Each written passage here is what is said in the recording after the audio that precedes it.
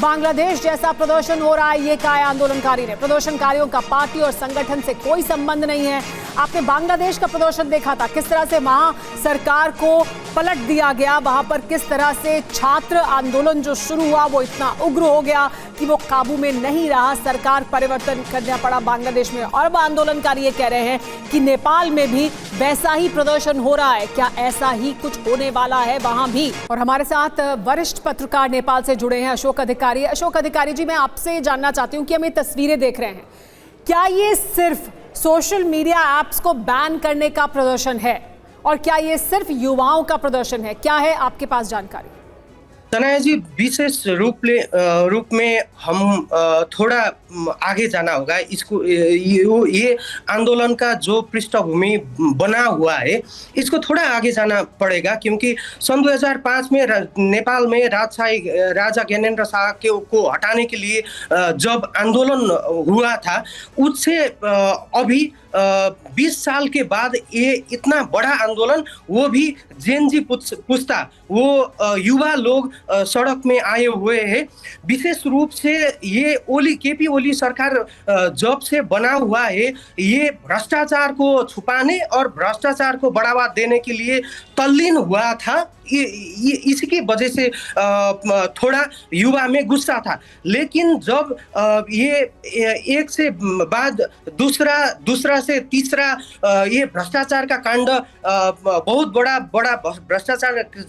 भ्रष्टाचारियों का कांड ये कैबिनेट के मंत्री लोग का आया, उसके बाद वो युवा में गुस्सा और बढ़ा था।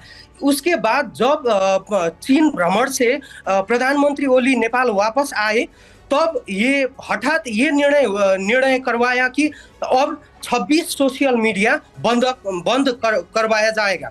इसके वजह से जो युवा में गुस्सा था वो एकदम एक तरह से भड़क जाने के बाद ये आंदोलन ऐसे उठा। लेकिन अभी आपको मैं बता देता हूँ कि अभी तक 8 लोगों का मौत हो चुका है, कि उसमें से ज्यादातर युवा है, वो 20 से 30 साल की उम्र का है। और अशोक अधिकारी जी, क्या ये सब फायरिंग में मौत हुई है सभी युवाओं की? क्या जानकारी मिल रही है?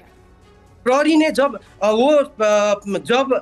इमरजेंसी घोषणा किया, कर्फ्यू आदेश जारी किया, नेपाल आर्मी का एक डप्पा वहां पे पहुंच गया था, लेकिन प्रदर्शनकारी ने उनको वापस भेज दिया। उसके बाद थोड़ा जो संसद भवन है, अभी BICC बोलते हैं, वो नया बानेश्वर में है, और संसद भवन घेराव करने के बाद, वहां तोड़फोड़ करने के बाद थोड़ा प्रहरी के साथ झड़प हो गया था। उसके बाद प्रहरी ने जबरदस्त फायरिंग किया।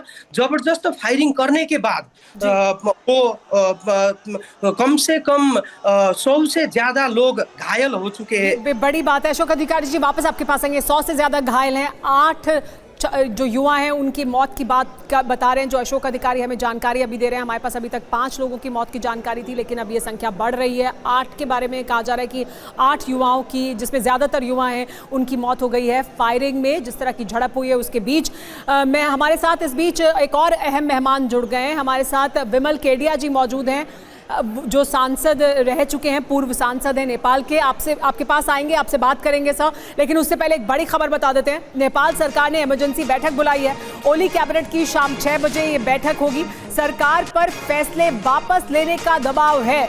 जिस तरह का प्रदर्शन हुआ है उसके बाद ये जो फैसले लिए गए थे बैन करने के लिए तमाम सोशल मीडिया ऐप्स को, उस फैसले को वापस लिया जा सकता है। सरकार की बैठक बुलाई गई है, ये इमरजेंसी बैठक है जो शाम 6 बजे बुलाई गई है।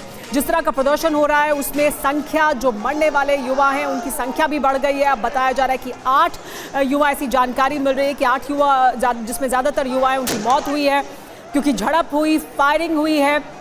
100 से ज़्यादा जो युवा हैं जो प्रदर्शन कर रहे थे वो घायल हैं, ये बताया जा रहा है। हमारे साथ विमल केडिया जी मौजूद हैं जो पूर्व सांसद हैं नेपाल के। विमल केडिया जी, ये बड़ा सवाल है। देखिए, हमारे साथ जो अशोक जी मौजूद हैं, वरिष्ठ पत्रकार नेपाल से, वो कह रहे हैं कि इसको पूरी तरह से परिप्रेक्ष्य में समझने की ज़रूरत है। ये सिर्फ आज का एक प्रदर्शन नहीं है। ये युवा भ्रष्टाचार से परेशान है, ये युवा तमाम जो और दिक्कतें उनको नेपाल सरकार से हैं उससे पहले से परेशान थे, एक गुस्सा था। ऐसे में इस फैसले ने एक आग में घी का काम किया है। क्या आप भी ऐसा समझते हैं? नहीं, मैं इसको इस तरह से मैं नहीं लेता हूँ। किसी भी चीज़ में, देश में, सभी देशों में कुछ ना कुछ प्रॉब्लम आती रहती है। पहले बांग्लादेश में भी इस तरह से कुछ कांड हुए, फिर अभी इंडोनेशिया में भी हो रहे हैं। लेकिन इसका मतलब ये नहीं है कि हम सभी तरह से एक ही तरह से उस चीज़ को हम लोग फॉलो करें। हर एक चीज़ का एक प्रोसेस होता है। ये सही बात है कि जो भी सोशल मीडिया थे, जो नेपाल के लॉज के हिसाब से वो रजिस्टर्ड नहीं थे, गवर्नमेंट ने एक एक्शन लिया। और लेकिन एक्शन ये इस तरह से एक्शन हड़बड़ा के नहीं लेना चाहिए था, ये मेरा कहना है। क्योंकि इससे पूरा आपका राइट ऑफ एक्सप्रेशन की बात भी आती है, और जिसमें ऑलमोस्ट जो जैनजी के ही लोग उसमें रहते हैं। तो आज हर एक व्यक्ति प्रॉब्लम फेस कर रहा है, तो गवर्नमेंट को इसको थोड़े से अच्छे ढंग से लेना चाहिए। अचानक इस तरह से पूरा का पूरा बैन नहीं करना चाहिए था। ये मेरा एक व्यक्तिगत विचार है, मैं पार्टीगत रूप में नहीं बोल रहा हूँ। जी। और लेकिन विमल खेड़िया जी, हम जो प्रदर्शन देख रहे हैं सर, हम जो प्रदर्शन देख रहे हैं, जी जी, और इस प्रदर्शन में जिस तरह से जो प्रदर्शनकारी हैं उनसे जो बात भी हम सुन रहे हैं, वो लगातार सिर्फ ये नहीं कह रहे हैं कि आपने ऐप बैन किया, उसका विरोध तो है ही, जाहिर सी बात है, वही इस वक्त ट्रिगर है, उसकी वजह से ही सड़कों पर उतरे हैं। लेकिन क्या ये पेंट अप एंगर भी है, यानी बहुत दिनों से बहुत से मुद्दों को लेकर क्या किसी तरह का एक जो उनके भीतर इस वक्त जो तस्वीर थी उसको हम इस तरह से बाहर निकलते हुए देख रहे हैं, और उसके बाद फिर सरकार की प्रतिक्रिया? नहीं, ये प्योरली मैं इसको राजनीतिकरण ही बोलूंगा। कारण क्या है कि कुछ ऐसी पार्टीज हैं जो कि अपोजिशन में हैं, और वो लोग एक्ट नहीं कर पा रही हैं। किसी पार्टी के जो प्रेसिडेंट है वो किसी कारण से जैसे जेल में है, और वो सारी पार्टी जो अपोजिशन में है वो इस चीज को राजनीति कर रही है। इसमें इतनी जरूरत नहीं है इतनी राजनीति करने की। ये मैं फिर से बोल रहा हूँ आपको कि आपका राइट ऑफ एक्सप्रेशन को जरूर एक निकास देना चाहिए।